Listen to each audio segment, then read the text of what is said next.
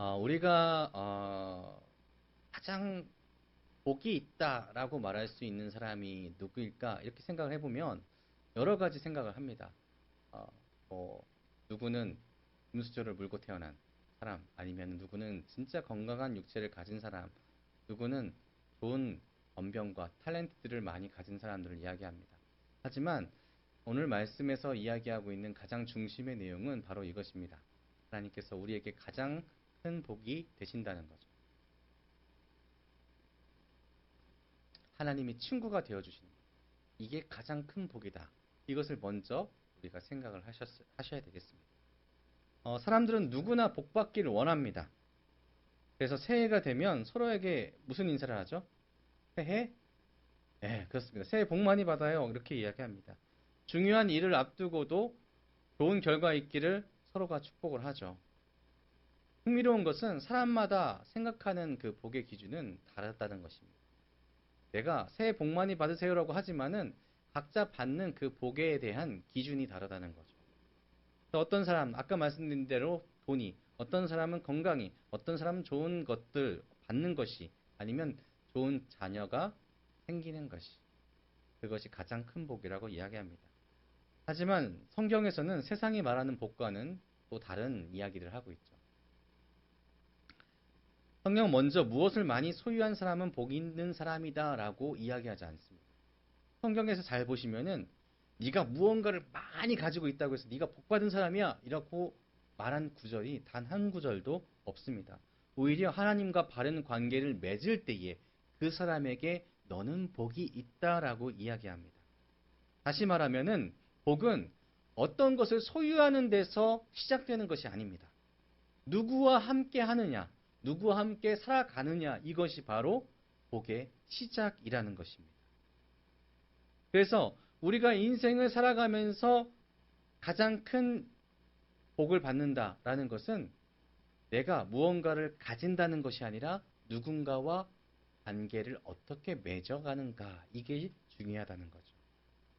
그래서 우리가 잘 생각해 보면 관계가 매우 중요하다. 좋은 부모를 만났을 때에 뭐 인생이 달라진다라고 이야기합니다. 좋은 스승을 만나면은 그 삶의 방향성이 바뀐다라고 이야기하죠. 그리고 또 좋은 친구를 만났을 때에 그 친구에 따라서 강남도 갑니다. 반대로 말하면 잘못된 관계를 맺어가게 되면 평생 후회할 일들을 반복하게 될 때가 있다는 것이죠. 그래서 부모님들이 자녀들에게 이런 말씀 많이 하시죠. 친구 잘 사귀어야 된다. 그렇죠. 친구가 우리의 생각을 바꾸고 습관을 바꾸고 인생을 바꾸는 경우가 매우 많기 때문입니다. 그렇다면 우리 인생에서, 여기 계신 성도님들의 인생에서 가장 좋은 관계, 가장 좋은 친구는 누구일까라는 것입니다. 성경은 분명하게 우리에게 하나님이 나의 가장 좋은 친구시다라고 말씀하고 계십니다. 가장 놀라운 점은요, 하나님께서, 창조주 하나님께서, 구원자 하나님께서 우리에게 너는 나의 친구다라고 말씀해 주신다는 것이 가장 놀라운 점이 아니겠습니까? 예수님께서 제자들에게 이렇게 말씀하셨습니다. 너희가 이제부터는 너희를 종이라 하지 아니하고 친구라 하였노라. 요한복음 15장 15절의 말씀입니다. 죄인 되었던 우리인데, 예수님을 그렇게 핍박했던 우리인데 하나님께서 친구로 받아주셨다는 것입니다. 그래서 친구된 자가 바로 가장 은혜 받은 자, 복 받은 자라고 말씀드릴 수 있습니다. 오늘 우리가 함께 읽었던 시편 128편도 그 사람을 소개하고 있습니다. 그래서 이 시편은 하나님의 친구는 어떤 사람인가, 그리고 하나님의 친구는 어떤 복을 받았는가, 이것을 보여주는 아름다운 시편입니다. 노래이죠. 그래서 시편의 맨 처음을 보시면은 1절에 성전에 올라가는 노래라고 소개를 합니다. 이스라엘 백성들이 절기를 지키기 위해서 이 예루살렘 성전을 향하여서 다 모여듭니다. 그러면서 그 순례자들이 함께 불렀던 순례자의 찬양이라는 것입니다. 하나님을 예배하러 가는 길에서 서로가 서로를 바라보면서 하나님을 경외하는 사람이야말로 가장 복된 사람이다 라고 서로 불렀던 그 노래가 바로 시편 128편이라는 거죠. 자, 본문의 시작이 어떤지 우리 함께 읽어보도록 하겠습니다. 시작. 여호와를 경외하며 그의 길을 걷는 자마다 복이 있도다. 아멘. 어찌 보면 매우 많이 들어봤던 말씀일 수도 있습니다. 그래서 그냥 익숙하게 이런 말씀이 있었지 하고 지나칠 수도 있습니다. 근데 이 한 구절은 성경에서 말하고 있는 복의 모든 것들을 가득 담고 있습니다. 먼저 하나님은 복이 있도다 라고 선언하시면서 그 다음에 어떤 사람이 복이 있다 라고 설명하시는데 우리가 흔히 복을 결과로 생각을 하죠. 그래서 결과는 복이 있다. 그러면은 내가 뭔가를 받았을 때 나는 복 있는 사람이야 라고 생각을 합니다. 그래서 뭔가 내 주머니 속에 채워지거나 아니면 어떤 문제가 해결됐을 때 나는 그래 복 받은 사람이지 라고 이야기한다는 겁니다. 그런데 하나님께서는 먼저 그것보다 우선 나를 생각하라 라고 말씀하십니다. 하나님은 여호와를 경외하는 사람이 복 있는 사람이다 라고 말씀하시고 계신 거죠. 그래서 그러면 여호와를 경외하는 자가 누구일까? 우리는 고민이 되기 시작합니다. 경외한다. 그럼 우리는 지난주에도 말씀드렸지만은 그냥 단순하게 두려워하는 것이 경외가 아닙니다. 하나님이 두려워서 피하는 것이 아니라 하나님을 너무나 소중하게 여기는 것이 바로 경외입니다. 그래서 하나님을 내 삶에서 가장 높은 곳으로 하나님을 내가 가장 사랑하는 그 존재로 여기는 것이 바로 경외라는 것이죠. 그래서 내 가장 소중한 존재이고 내 사랑하는 존재가 하나님이 되었을 때에 그가 바로 복 있는 사람이다 라는 것입니다. 그리고 경외하는 삶에 대해서 어떻게 이야기하시냐면은 그의 길을 걷는 자가 바로 복 있는 자, 경외하는 사람이다 라고 말씀하고 계십니다. 그러니까 우리가 하나님을 사랑한다고 하고 경외한다고 여러 번 얘기하고 우리가 반복해서 주는 나의 친구, 주는 나의 주, 주는 나의 하나님, 주는 나의 영원한 지도자라고 이야기하더라도 내가 주님께서 어떤 말씀하셨을 때에 그 말씀을 따르지 않는다면 나는 그 하나님을 경외하고 있지 않는 그런 태도를 가지고 있는 그런 존재다라고 말할 수밖에 없다는 것입니다. 그래서 우리가 하나님을 경외한다라고 말할 때는 반드시 우리가 하나님의 말씀을 실천하는 자가 되어야 된다는 것이죠. 주님을 그렇게 가장 높였는데 왜 하나님의 말씀에 순종하지 않을 수 있겠습니까?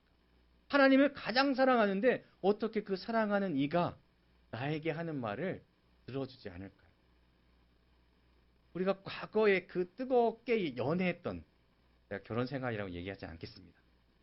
사랑했던 그 순간에 그 상대방이 나에게 뭔가를 요구했을 때에 그거를 안 들어주면은 안 될 것 같은 그 뜨거운 마음이 생겨나서 어떻게든지 그것을 해주려고 노력하는 그 모습을 보이지 않으셨습니까? 근데 어떻게 하나님을 사랑한다고 이야기합니까? 사랑하는 나의 아버지 이렇게 했는데 그 사랑하는 분께서 말씀하시는 것을 순종하지 않을 수 있습니다. 그래서 우리는 하나님께서 말씀하시는 것을 따르고 순종할 때에 하나님의 복받은 자임을 증명할 수가 있게 되는 것입니다. 오늘 성경 속에서 나왔던 그 하나님의 말씀을 따르는 그 사람들은 성경에 많이 등장합니다. 아브라함 어떻습니까? 아브라함은 하나님께서 명령하셨을 때에 그 길 어렵고 힘들지만 가겠습니다 했습니다. 그래서 질제로 걸어갔죠.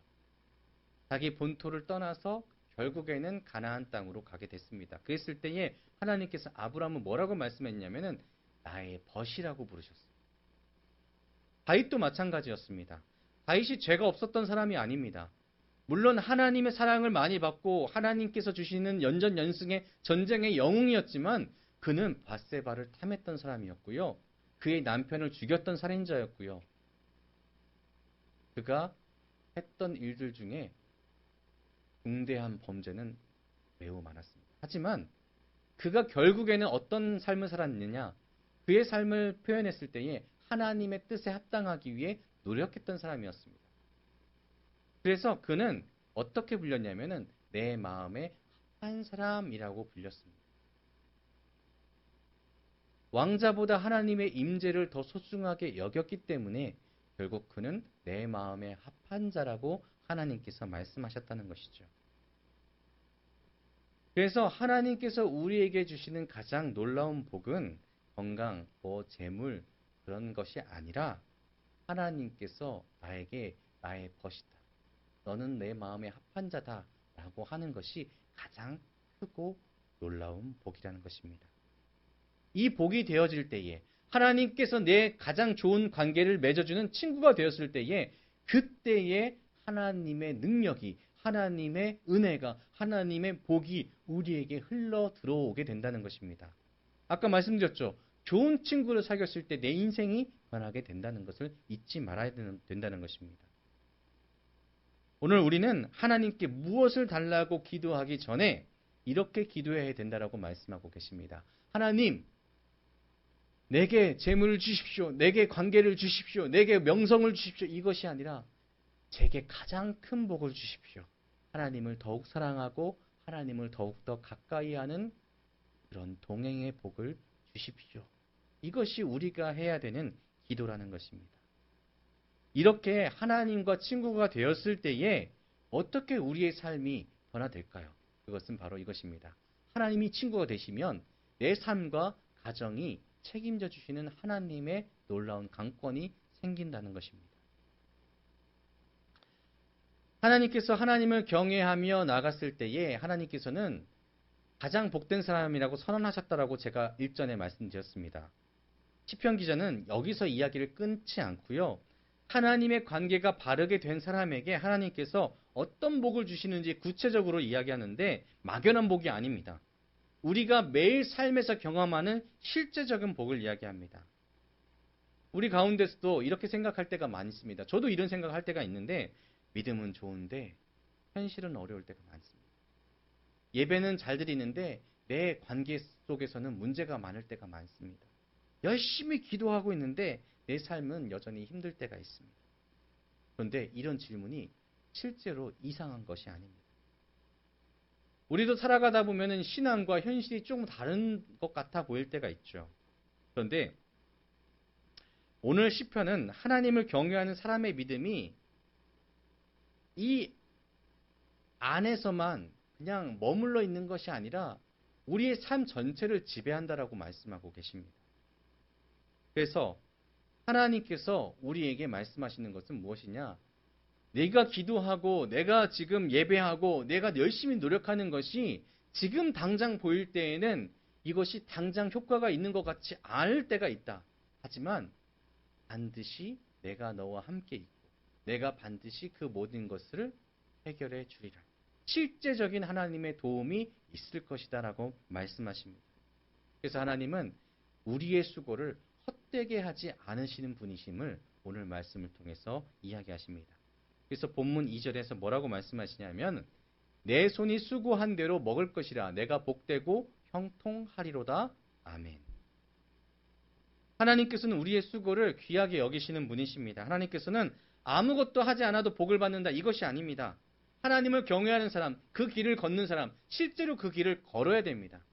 그러니 우리가 예배드리는 것, 우리가 하나님 앞에 순종하며 살아가는 것, 우리가 하나님께서 명령하신 대로 주와 함께 계속해서 대화하는 기도를 끊지 않는 것, 이것은 반드시 필요한 것이다 라는 것이죠. 성경은 절대 게으름을 미화하지 않았습니다. 하나님께서는 우리의 땀과 눈물 그리고 최선을 다하는 삶을 기뻐하시는 분이십니다. 그리고 그렇게 했을 때에 하나님께서 우리의 삶을 역전의 삶으로 이끌어 주신다는 것입니다. 하나님께서 반드시 이루신다는 것은 시편 127편에 여호와께서 집을 세우지 아니하시면 세우는 자의 수고가 헛되다라는 말에서 오히려 반대로 알 수 있습니다. 수고하는 자가 열심으로 했을 때에 그 여호와께서 집을 세워 주실 것이다. 하나님께서 우리의 친구가 되어 주셨을 때에 수고하는 자에게 그 결과를 주실 것이다 라는 말씀이십니다. 그래서 하나님을 친구로 둔 자, 하나님을 경외하는 자의 고백은 이렇게 고백이 되어지는 것입니다. 내가 잘해서 여기까지 왔다? 이것이 아니라 하나님께서 나를 붙들어 주셨기에 내가 이제껏 살 수 있었습니다. 하나님께서 이제껏 나를 지켜주셨기에 내가 이제껏 하나님과의 은혜 가운데 살 수 있었습니다. 이렇게 고백되어진다는 것입니다. 요한복음 15장에서 예수님께서 나는 포도나무요 너희는 가지라 라고 말씀하셨습니다. 가지는 스스로 열매를 맺을 수 없죠. 하나님과 함께 있어야 됩니다. 우리 사랑하는 성도 여러분, 하나님과 함께 하십시오. 그럼 우리의 삶이 실제적으로 바뀌게 될 것입니다. 그래서 그 하나님께서 여러분에게 그 삶의 변화와 동일하게 이것을 이루어 주시는데 가정의 기쁨을 허락하십니다. 시편 기자는 가정을 바라보는데 내 집 안방의 아내는 결실한 포도나무 같으며 라고 말씀하시죠. 아름다운 표현이라고 이야기할 수 있습니다. 성경은 아내를 결실한 포도나무에 비유하고 있습니다. 포도는 이스라엘 백성에게는 정말 중요한 열매였습니다. 매우 특별했죠. 단순하게 먹는 것이 아니라 마실 수도 있는 음료도 되었습니다. 그리고 성경은 포도주를 사람의 마음을 기쁘게 하는 것이다 라고 표현했습니다. 그렇기 때문에 결실한 포도나무란 표현은 단순하게 풍성한 결실만을 말하는 것이 아니라 가정 안에 기쁨이 있다라는 것을 이야기하고요. 서로를 위로하고 격려하는 사랑이 넘치게 주님께서 만들어 주시겠다라는 선언입니다. 언제요? 하나님이 함께 하실 때. 우리가 하나님을 경외하며 주의 길을 걸어갈 때에 이 일들이 이루어진다는 것입니다. 오늘날 우리가 물질이 굉장히 풍요한 시대에 살아가고 있습니다. 주위를 둘러봐도 음식물이 막 버려지는 음식물 쓰레기 처리기가 인기가 있을 정도로 어떻게 이걸 처리하지?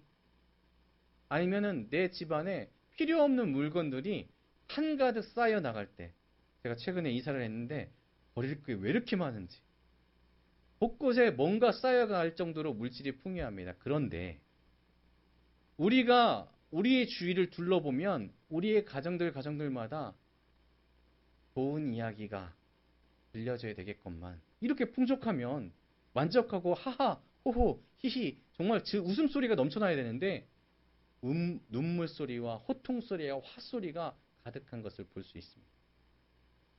식탁에 둘러앉아서 서로 이야기하고 얼굴을 마주 보면서 이야기하는 그런 시간들이 점점 사라지고 있죠. 각자의 방에서 각자의 핸드폰만을 바라보면서 살아가는 모습이 지금의 현실이 되었습니다. 편한 것이 핸드폰이지만 그 핸드폰이 서로의 관계를 끊어간다는 것입니다. 그런데 시편 128편의 가정은 전혀 다릅니다.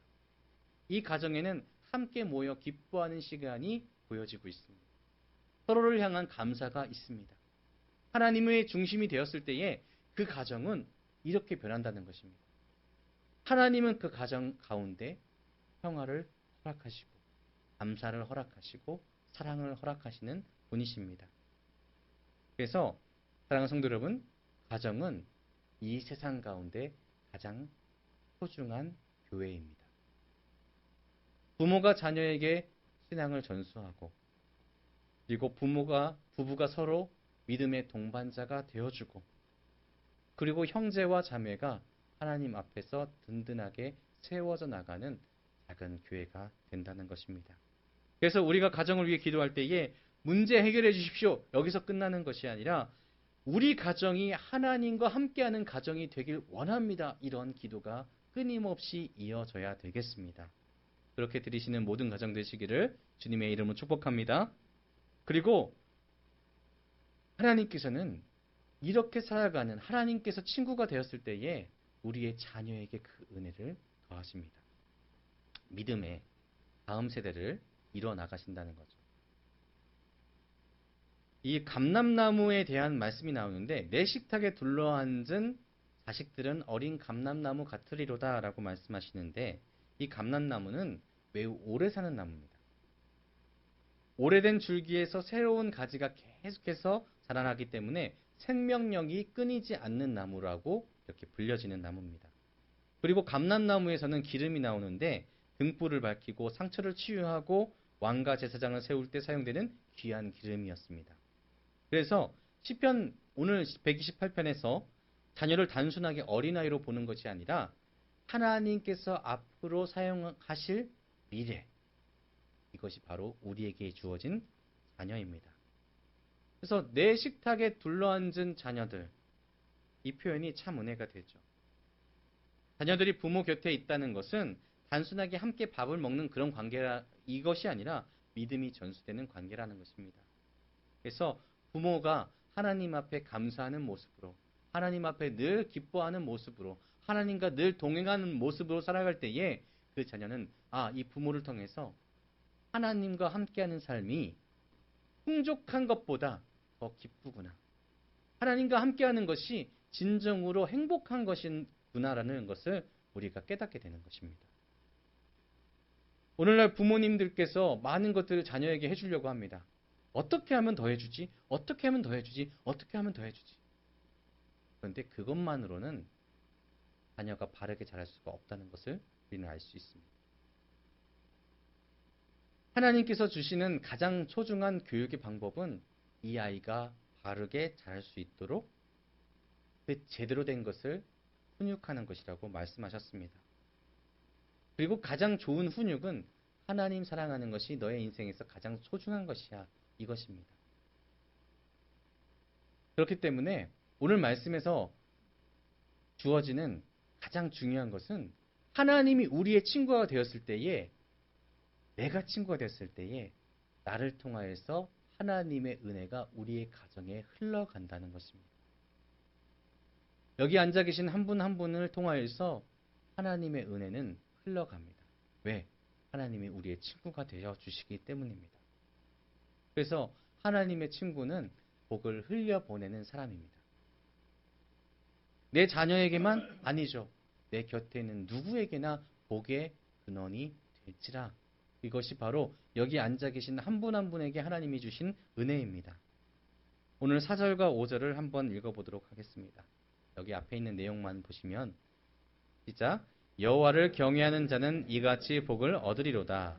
여호와께서 시온에서 내게 복을 주실지어다. 너는 평생에 예루살렘의 번영을 보며. 아멘.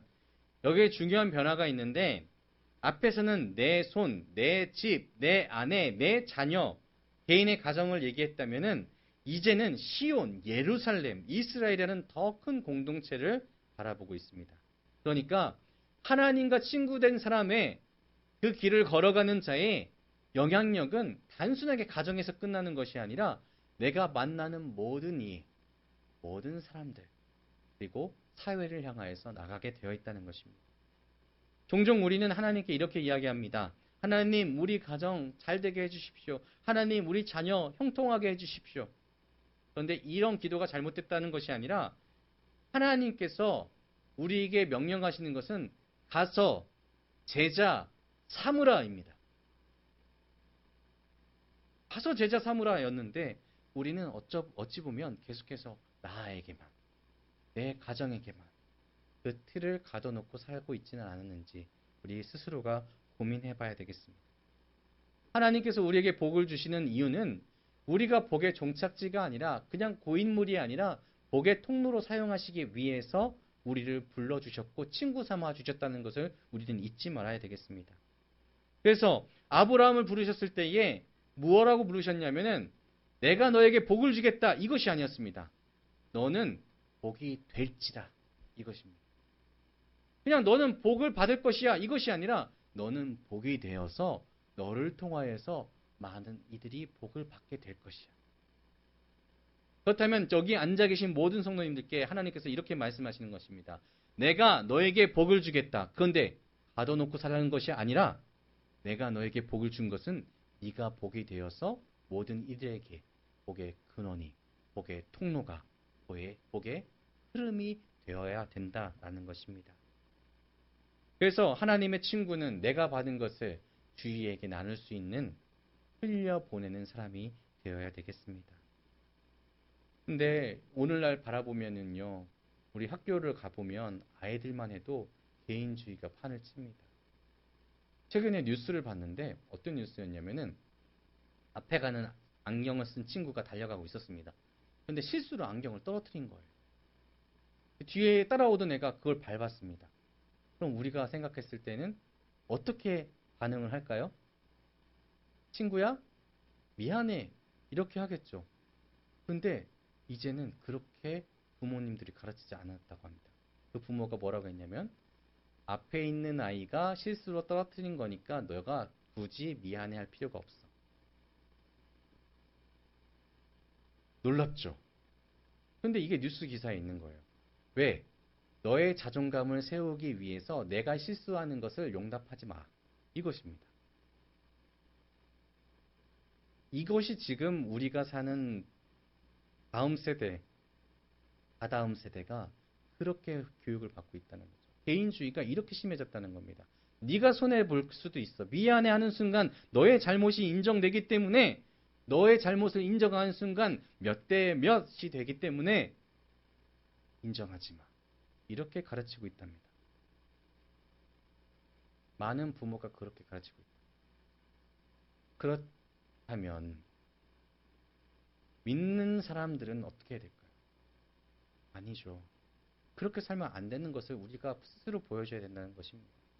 세상은 악하여 져가고 있지만 하나님의 평안을 누리는 우리는, 하나님의 은혜를 받은 우리는, 하나님의 친구인 우리는 그것이 아니라 사랑을 실천하는 것, 내가 잘못하고 실수했을 때는 인정하는 것을 가르쳐 줄 수 있어야 된다는 것입니다. 사랑하는 성도 여러분, 하나님의 평안은 나에게, 그리고 넘쳐서 우리 가정에게, 또 흘러 넘쳐서 우리의 사회 가운데 나아갈 수 있어야 된다는 것이죠. 세상은 복을 소유에서 찾고 있습니다. 그러다 보니까 자꾸만 내 자신에게만, 개인에게만, 내 가정에게만, 내 바운더리 안에서만 이야기합니다. 돈을 많이 가지면 복이라고 얘기하고 높은 자리에 올라가면 복이라고 얘기하고요. 그리고 더 많은 것을 줄 때의 복이라고 이야기합니다. 힘을 얻었을 때의 그것이 복이라고 이야기합니다. 하지만 성경은 다른 기준을 우리에게 보여주고 있습니다. 하나님의 친구는 죄송합니다.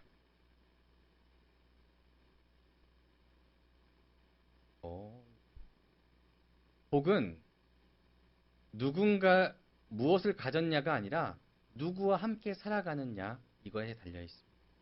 그래서 하나님께서 내 친구가 되어 주셨을 때에 그것보다 더 큰 복이 없죠. 하나님께서 내 모든 것이 하나님의 것임을 인정하게 될 때에 나는 더 이상 두려움 가운데 살 필요가 없습니다. 그래서 하나님의 친구는 하나님과 동행하는 복을 얻고요. 수고 가운데 하나님의 도우심을 경험하게 되고요. 하나님의 친구는 그 가정에 하나님의 은혜 가운데 풍성함을 누림을 경험하게 됩니다. 물질적인 것뿐만 아니라. 그리고 하나님의 친구는 자녀에게 믿음의 유산을 내려줄 수 있는 복을 얻게 됩니다. 그리고 하나님의 친구는 받은 복을 공동체 가운데 흘려보낼 수 있는 복의 통로가 됩니다. 지금 우리의 인생 가운데 여러 명의 관계를 맺어가는 그 관계들이 생각나실 겁니다. 그렇다면 과연 나는 그들에게 은혜의 통로가 되어주고 있는지 그것도 우리는 생각해 봐야 되겠습니다. 하나님께 은혜를 받았다면, 구원의 은혜를 받았다면 그 은혜를 나누십시오. 그래서 가서 제자 삼으십시오. 하나님을 그들을 만나게 하고 그들이 하나님 안에서 진정으로 기쁨이 되게 하고 나눌 수 있는 자가 되게 해 보십시오. 그랬을 때에 우리 안에 참된 하나님의 은혜가, 복이 넘쳐나게 될 것입니다. 매일매일 기도할 때마다 이렇게 기도하십시오. 하나님 복을 많이 주십시오. 이것보다 하나님, 내가 하나님과 더 가까운 친구가 되게 해 주십시오. 그렇게 기도하십시오. 그랬을 때에 복은 자연스럽게 남겨지는 것입니다. 날마다 하나님의 복을 누리시는 진짜 하나님의 친구가 되시기를 주님의 이름으로 축복합니다. 기도하겠습니다.